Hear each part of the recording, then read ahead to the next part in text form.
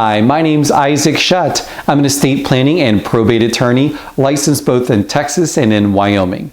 Today I'm going to talk about the Texas Small Estate Affidavit. Now, what is a small estate affidavit? Well, it's a legal document that goes through court when a person has died here in Texas without a valid last will and testament. Now, I've got a couple of other videos about some similar documents, one being an affidavit of heirship and the other being a determination of heirship. And this one is sort of in the middle. And it's so confusing because these documents have similar names and they kind of do similar things, but which one is right for this particular deceased person really depends on who the relatives are, like who the heirs are, and then also what assets there are that need to be divided up. So this video is specifically about the small estate affidavit. So again, a small estate affidavit only applies if the person died without a valid will. You can't, under current law, do a small estate affidavit if there's a valid will. If there's a valid will, you have to go probate that will, which honestly is not a terrible thing anyway. If there's a valid will, just get the will probated, that's better. But if there's no valid will, the small estate affidavit is an option if the deceased had very few unsecured creditor claims and no real estate other than the homestead.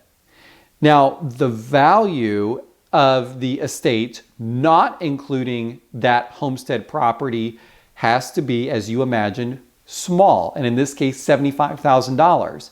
If you're dealing with an estate that's more than $75,000 in value, you can't do a small estate affidavit. Now, the small estate affidavit, you don't have to have an attorney prepare a small estate affidavit for you. You can DIY this. Even though it's filed in the court, you're not required to have an attorney. I think most people do have a lawyer prepare their small estate affidavit for them because it is a legal document and it is a little complicated. Now, let's talk about some of the mechanics of that small estate affidavit. The small estate affidavit has to be signed off by all of the heirs. So anybody who's going to be inheriting under that small estate affidavit has to sign off on it in front of a notary. And then in addition, you have to have not one but two disinterested witnesses. So a disinterested witness is somebody who really has no financial stake in that small estate affidavit. So typically this is going to be a church friend or a neighbor or whatever, but somebody who knew the deceased person really well and feels comfortable signing in front of a notary to state that there are no other heirs other than the heirs listed in that small estate affidavit. So we have to have all the heirs sign off and two witnesses sign off. From there, you've got the document prepared, you've got it signed off by all those folks, then it gets filed with the local probate court, whatever court has probate jurisdiction in the county where the person resided at the time of death. So you file it into that court and then the judge will consider it. Now, that in and of itself is the biggest drawback to the small estate affidavit. And it really is a deal breaker.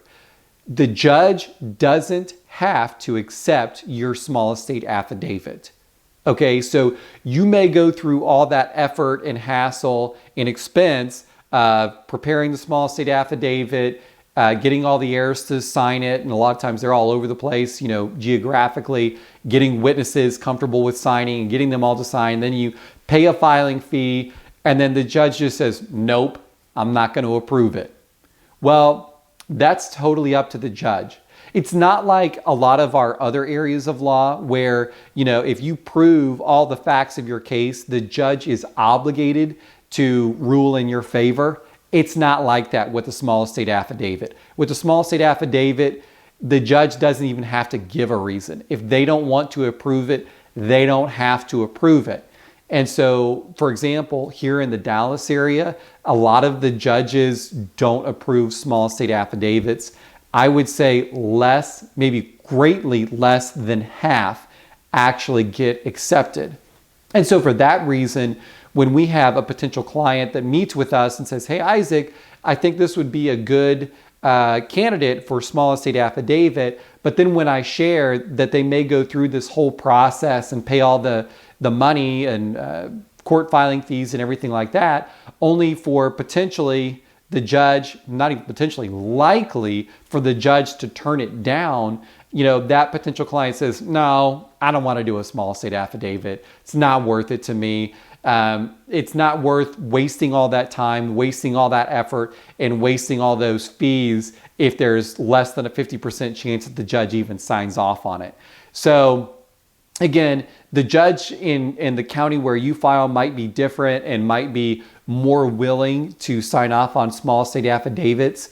But again, the moral of the story here is that you can't force them. It's not like you can say, hey, judge, you got it all wrong. You should have signed off on this thing. It's just totally up to the judge whether or not to sign it. And so for that reason, a lot of people don't want to do the small estate affidavit. There's another negative to the small estate affidavit, which is that they're relatively rare. So if you're dealing with, let's say, a bank, you're trying to get into a deceased person's bank accounts after that person's died, and let's say you go through the small estate affidavit process, the judge signs off, and you think, great, awesome, I've got my court paperwork, I'm going to take that to the bank. Well, now you're going to run into another problem because a lot of the banks don't know how to deal with small estate affidavits. So they'll take your small estate affidavit and then go, great, I don't know what to do with this. And so they'll have to send it to a legal team and eventually they'll get it approved, but it won't be necessarily a smooth process just because they're not used to seeing small estate affidavits.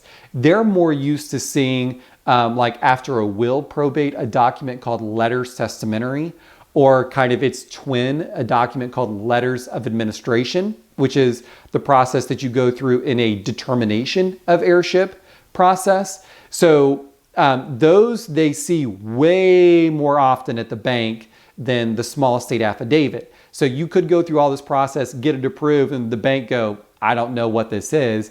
And then you've got another battle to fight in getting them convinced that the small estate affidavit is legit and that they should honor it. And then also similar comment dealing with real estate. So, you can do a small estate affidavit if the only real estate that was owned by the deceased was his or her homestead. But again, when you go to sell that property, the title company is not used to seeing a small estate affidavit as a basis for good title. So you may run into another problem when you go to sell that person's house. They may say, yeah, we're not going to honor your small estate affidavit. We're not convinced that this is legit. We're just not comfortable because we don't see this very often. Go do a determination of heirship, which is kind of like the normal way of doing it. So I don't want to poo-poo on the small estate affidavit. I think it has its place. Like I said, it just really depends on the facts of your case on whether or not the determination of heirship, the small estate affidavit, or the affidavit of heirship, which one of those three options is best when your loved one has died without a will. It just really depends on, your particular situation, and you really just need to go meet with a probate lawyer to find out which one is going to fit your situation the best.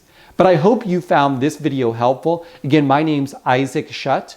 I'm an estate planning and probate attorney licensed both in Texas and in Wyoming.